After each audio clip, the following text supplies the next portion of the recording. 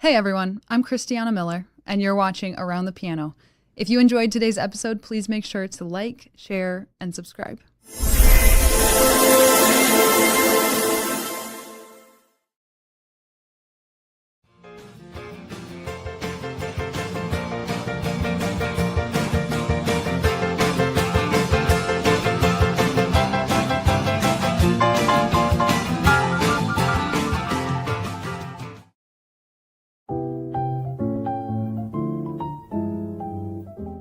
Looking for more than just a piano? Discover the complete music experience at Piano Trends Music Company. Yes, they're known for exceptional grand and upright pianos, but that's just the beginning. Piano Trends Music also offers band and orchestra instruments, guitars, violins, digital keyboards, and everything musicians and students need to grow and perform. Getting ready for school band? Picking up a guitar for the first time? Maybe upgrading your instrument? The experienced team at Piano Trends Music will help you find the perfect fit. Plus, with professional repairs, rentals, and private music lessons all under one roof, Piano Trends Music is your trusted hometown music partner. Visit Piano Trends Music Company in Crystal Lake. pianotrends.com, where music begins and every instrument has a story.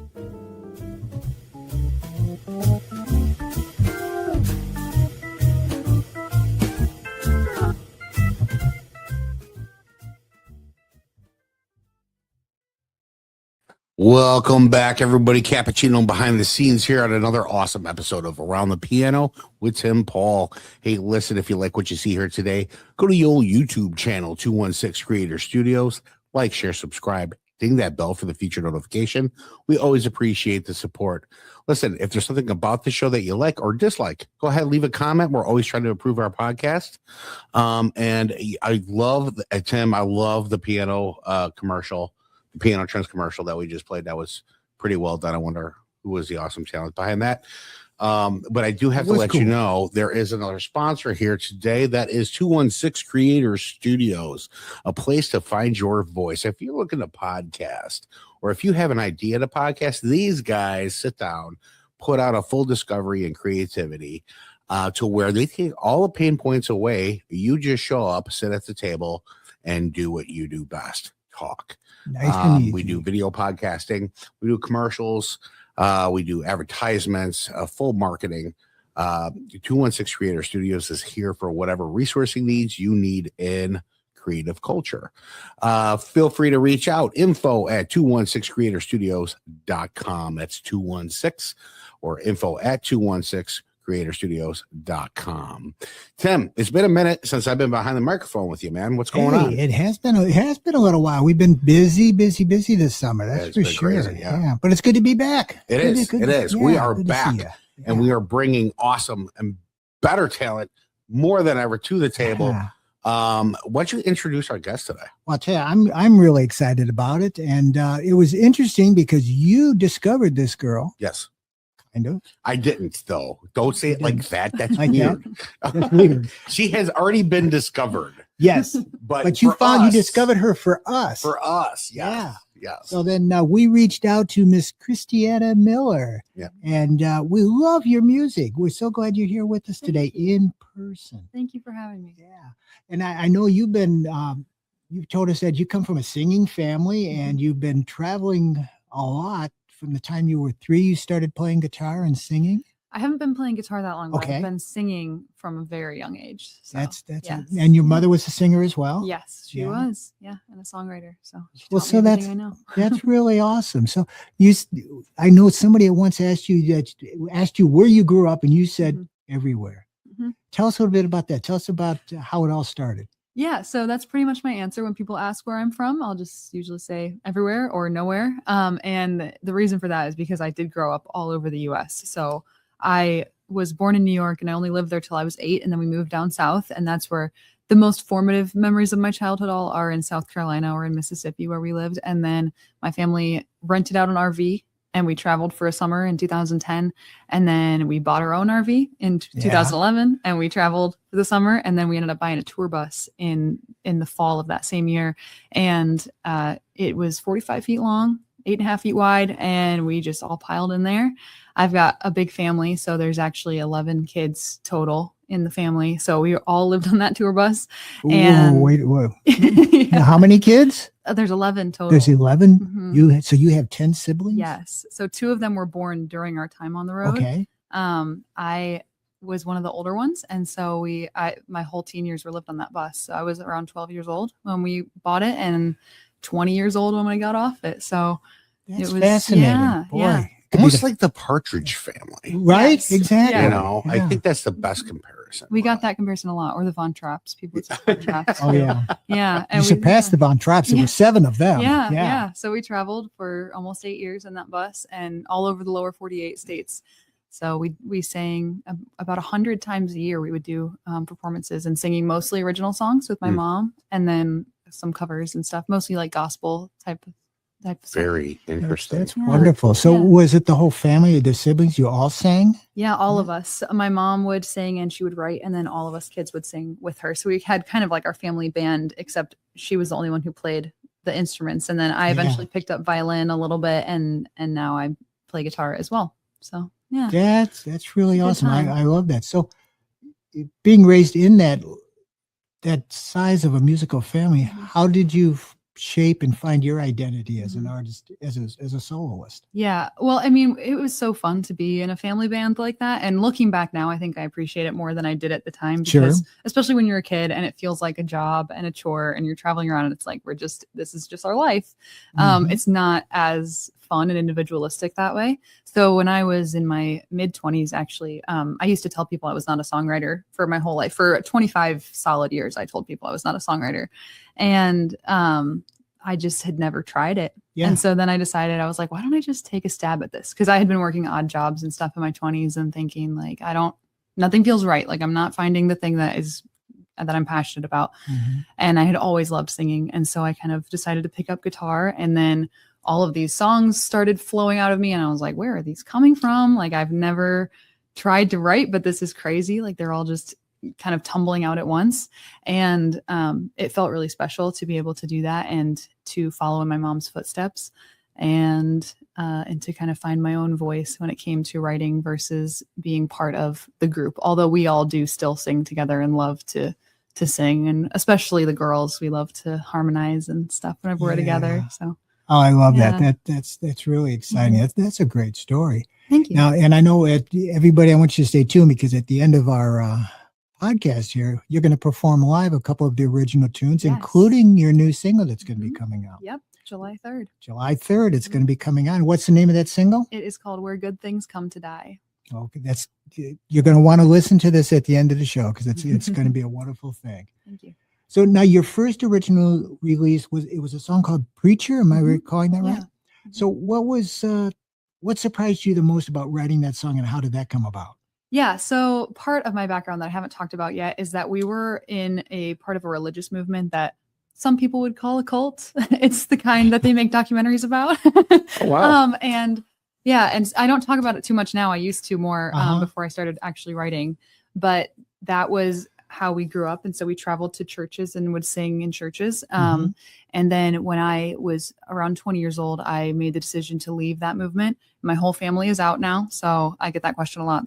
We're all out of the cult. You could say I know it feels like a bad word, but we're all out of it, and we're all doing really well. Good. But that was part of why music was difficult for me at first when I was kind of getting back into it, because it was so deeply tied to things that were like mentally and spiritually and emotionally traumatic for me. Sure. And so it took me a while to kind of separate it. But now that I've started doing it, it's become one of the most healing things. And that song specifically tells kind of the story of how I felt spiritually and emotionally repressed as a child, or just kind of punished for trying to be individualistic and for trying to have my own personality. And there were times when I was a little kid where people would tell my dad, like, you need to watch out for her because she's kind of wild, she's kind of crazy. And I never really was those things. I just was not going to conform and fit into their box of what they thought I should be. I was too loud. I had too many opinions. I was too independent.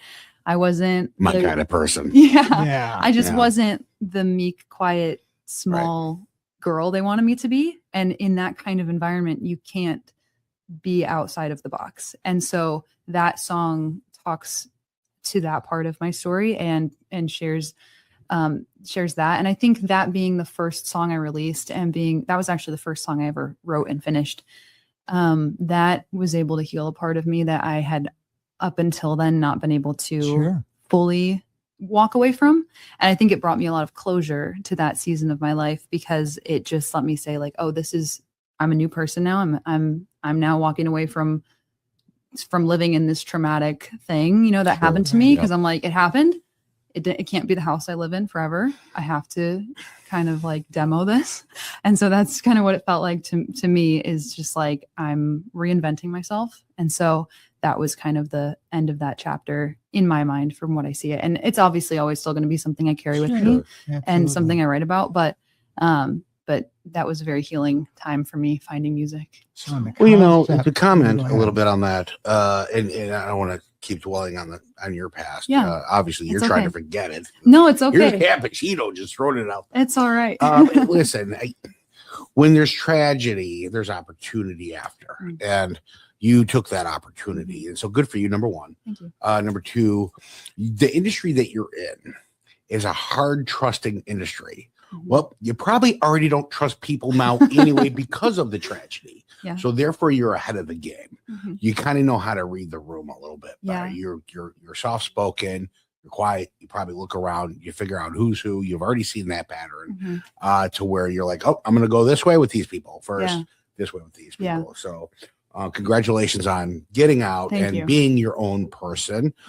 There's nothing worse than being trapped into something to where you are supposed to just obey and not be heard. That's horrible.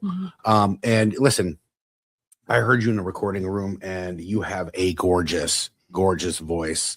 You are going to go far. Thank you. Hands down. So your story dictates who you become. And that's unfortunately when tragedy has opportunity lies in between, and you're taking advantage of that. So God bless you. Thank you. That's awesome. I appreciate that. That's awesome. Thank you. Yeah. And I was going to ask, it sounds like you were maybe leading your family. Were you the first to kind of break away from this? And did that help the rest of your siblings and your mother? Yeah, I think I was the first to fully walk away and to actually kind of cut ties. And it's a very difficult thing to do. Like as I'm saying it right now, it feels like, well, I just walked away. It's like I was shunned by pretty much everybody I knew. It was a very hard cutoff because you just can't not conform in those types of movements. And so my parents, I think, had already been kind of questioning some things, and it was the kind of thing where they had just been brought up that way, and so they just raised us that way. And it was, sometimes people will be like, well, you should be more angry at your parents for raising you that way, and I'm like, they did the best they thought they were doing. Absolutely. And they've walked away. So I'm like, if they were still there and still not like hearing the truth, I'm like, then that would be different. But like, they have both done so much work, and I've been so proud to see their growth too as my parents. It's been really a gift to see my whole family kind of grow in that way.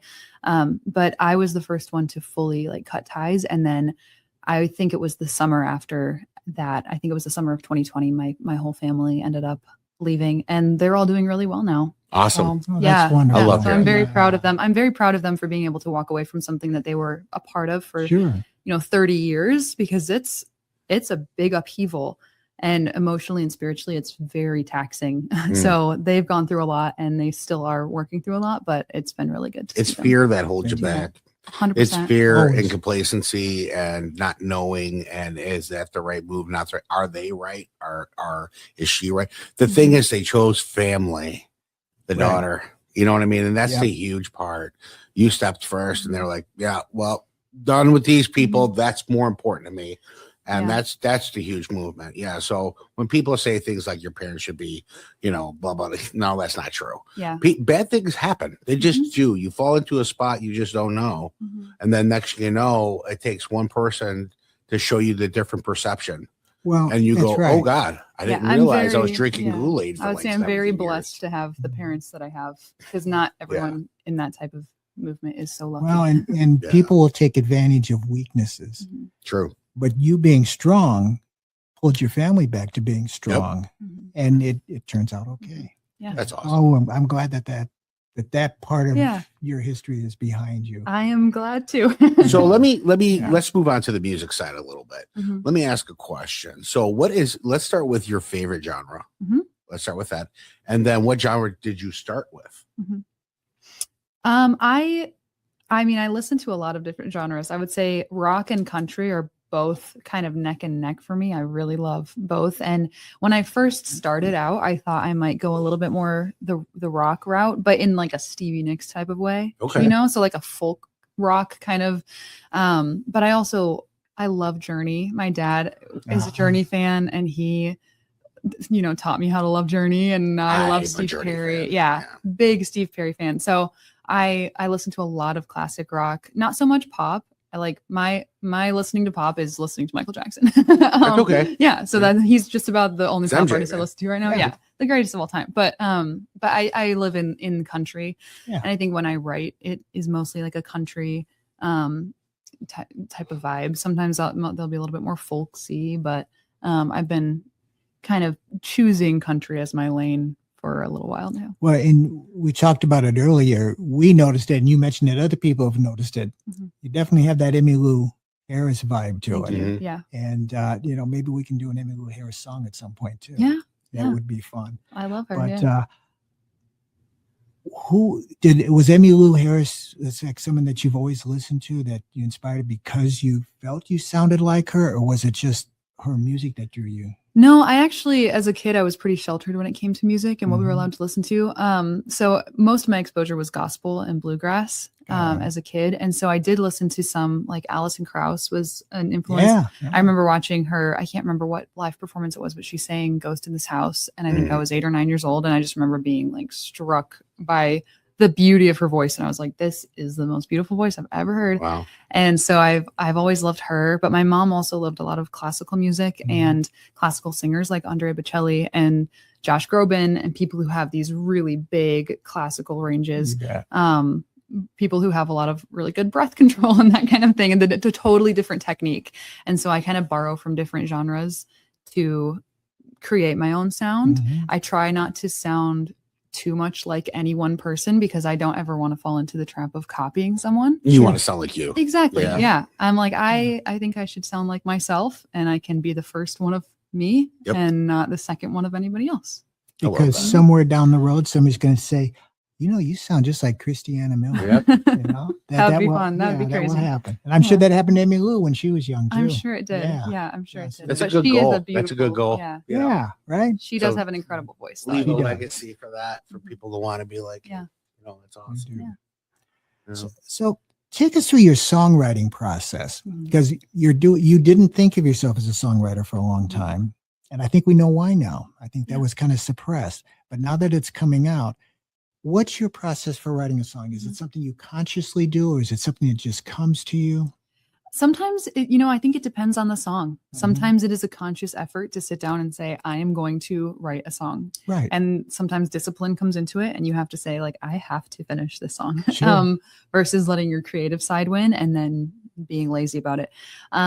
But sometimes the songs just fall out of the sky into your lap, and you have a whole song written in an hour and it's done. And so I don't really have any one particular path that I try to take with my songs, but with my album that's coming out, most of the songs are collaborative. Okay. And so each one has a different story. Some of them are like one writer wrote the verse and the chorus and then didn't have 2 more verses.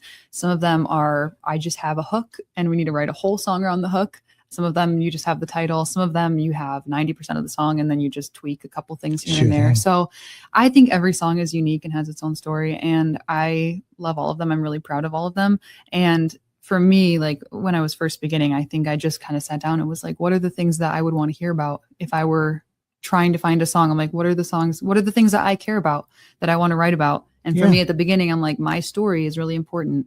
And so I want to share about that. And then I'm like, what are the true to life stories? And I think that's something that's so special about country music too, is that you can share so much about real life and your own story and people can relate to that because there are other people who are going through the same thing that you are.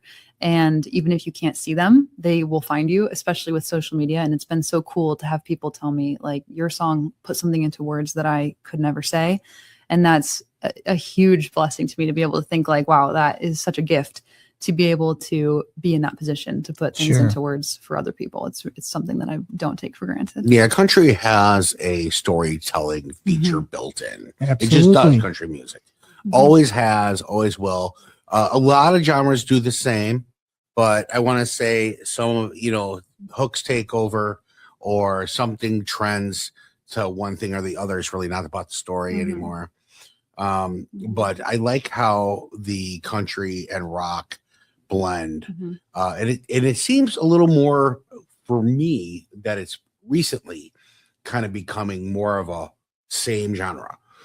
Country rock, country's country, but always has a blues rock riff to it, always has that feel to it, to where you can also write a rock song with a little country in it. So it kind of works hand in hand. I'm huge in blues. I love rock. I love country rock. I mean, country rap is a thing now too. So there's so many new techniques that kind of come along in that genre. And when you write, I'm sure it just blows into the country world, right? So and every story needs to be heard, and that's awesome. So congratulations for that. Thank you. You are a songwriter. You've always been a songwriter, regardless of how much you wanted to deny it. But that's awesome that you can write and play and sing. Thank you. So that's multi-talent right there. I love that. Thank you. I appreciate it. Yeah, it does. With all the time you spend on the road, are you traveling right now on any type of a tour? You're putting one together? Well, not as much as I was when I was a kid. I'm mostly touring locally where I live in Wisconsin. So I've got quite a few shows this summer with a cover band up there. I have a few solo shows, which I haven't even announced one of them, but I'm going to be playing in St. Louis in August. People don't know that yet. Great. They'll know that by the time this comes out. Gotcha. But so I've got a few shows around the country, hopefully going to get down to Texas in August as well.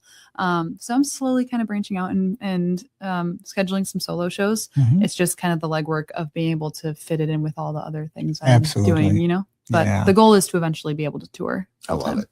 Yeah, that's fantastic. We got to get you to the NAMM show. We were talking about that before we went on the air today. Oh yeah. But she'll raise the bar at NAMM. Absolutely. So we're going to put you in touch with the people, with the bands at NAMM, and we'll get you. That's right. Yeah, we'll get you set up. Hopefully with that. But that'd be great and something to look forward to as well. What's your favorite road snack? Favorite road snack? Road snack. Oh, I don't know. I think I gravitate towards like beef jerky. Actually. Oh yeah, yeah, girl. Yeah, there we go. Yeah, that's their favorite. In fact, they have that for lunch most days. Okay. Well, no, I wish I could. You wish at that point in my life where I can't do the jerky. But Nico does there, sitting next to you there. Little I'm bit, not a big sweet tooth on the road trips. So okay. What do you got to do? You got to protect that voice. Yeah. I do have to be careful. Sometimes my caffeine intake is a little too high, but I didn't know there was such a thing. Yeah, the cappuccino here yours, knows it. Well, a thing or two when it comes to food and drink. You don't look like this if you don't know food and drink. That's right. You just don't. So back on the music scene a little bit. What is the next stage for you? What is the next movement? Where do you want to be in the next 10 years? Well, I am planning to move to Nashville later this year, so hopefully in September, and then gonna just start networking from there. And I've told other people this, but my goal is to become a full-time musician and to be able to just fully support myself doing this, rather than like I need to be a famous musician right now, because you can be famous and also be broke. So you have to make it a job first, right? It has to be. I think fame comes later. Right? Yeah, I'm like, it has to put food on the table first, and then everything else comes after if it comes. But I think you can make a really good living doing music, and so my goal is to become more full-time and to be able to record and write and put songs out. I would love to tour. I never ever thought I would be touring again. Like when my family came off the road, I was like, I'm never doing that again.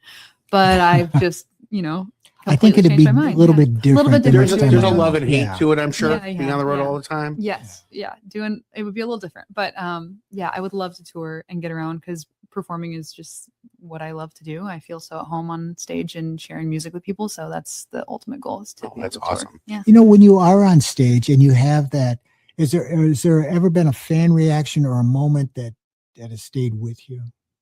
I have loved having little kids at my shows. Yeah. I love when they come and when they get involved in the music. Sometimes I'll have little girls come, and we had one show where they all just kind of stood right in front of me on the stage, and they all had their little tambourines and stuff, and they're playing the instruments along with me and cheering me on. And it kind of feels like a way to connect with almost like with my childhood self, because it's like I can pour into those little girls and be a role model for them that I felt like I didn't have.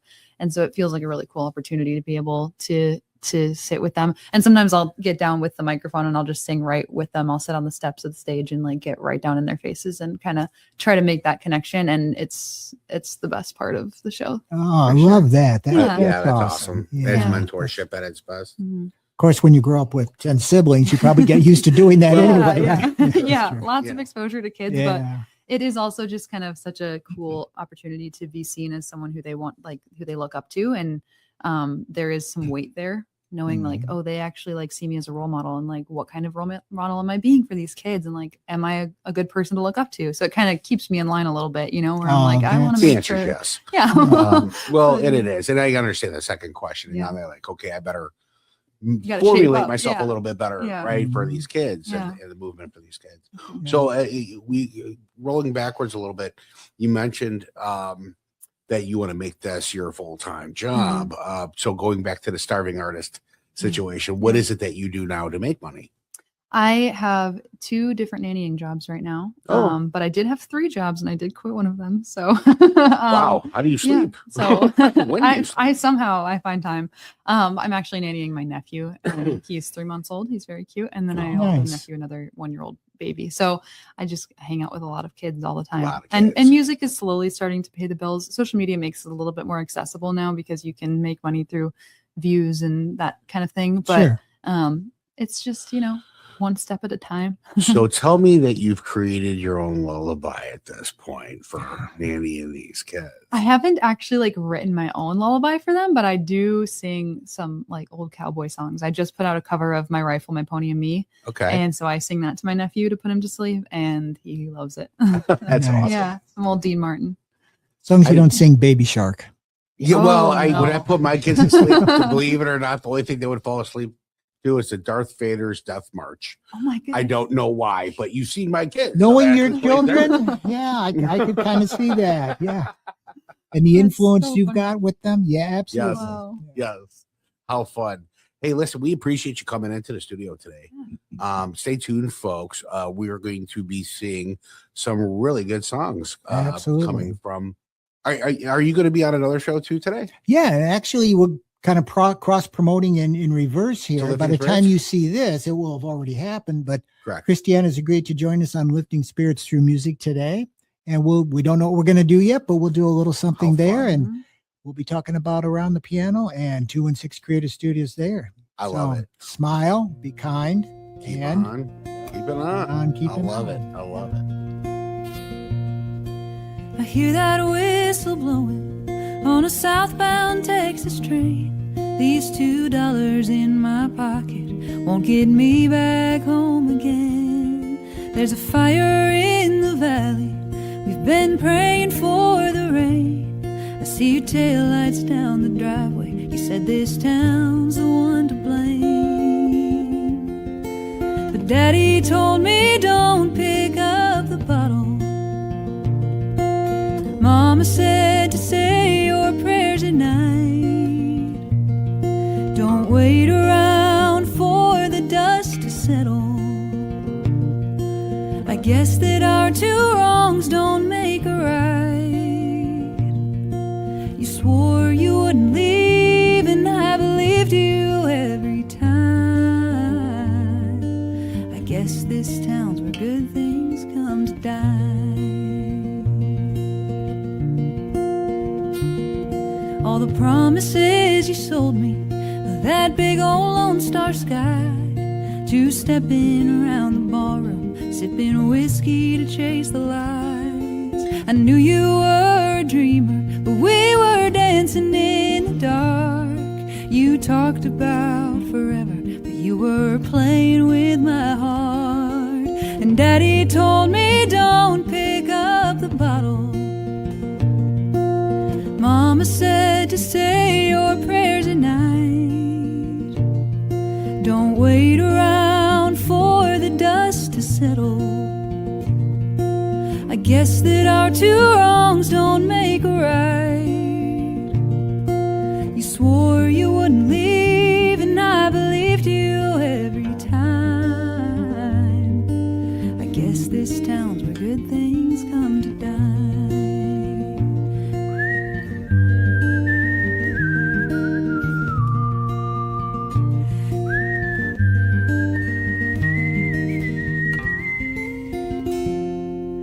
I'm leaving here tomorrow with every dollar I have saved. Called Mama on the payphone, tears mingled with the rain. I guess I learned my lesson from a honky-tonkin' man. You can't ever trust a cowboy if he don't have calloused hands. And Daddy told me don't pick up the bottle. Mama said just say your prayers at night. Don't wait around for the dust to settle. I guess that our two wrongs don't make a right. You swore you wouldn't leave, and I believed you every time. I guess this town's where good things come to die. I guess this town's where good things come to die.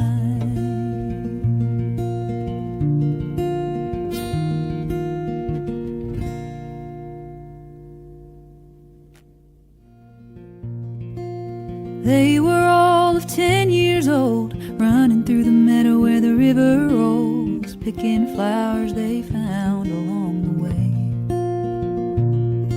He kissed her softly on the cheek, said, girl, just you wait and see. I'm gonna marry you when I grow up someday. Oh, forget me not if we're far apart.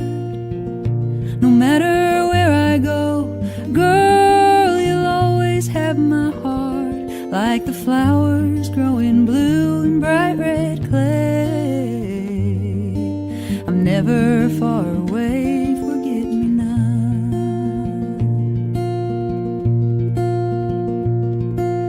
10 years fly, that girl's a bride. He's still standing by her side in new dress blues. He's waiting for a train. Tucks a flower in her hair. Honey, I know it don't seem fair. He waves goodbye, her tears fall like the rain. Oh, forget me not if we're far apart. No matter where I go, girl, you'll always have my heart, like the flowers growing blue in bright red clay. I'm never far away, forget me not. Letters came and letters went from back home to that army camp. He missed her from 10,000 miles away. She told him when the flowers bloom, oh darling, how I dream of you and wish we could go back to summer days.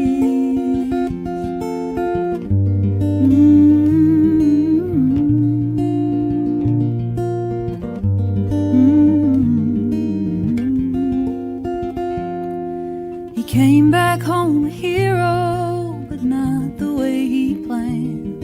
They found him lying quiet with her letters in his hand. A white cross marks the place where his body lays. His daughter plants blue flowers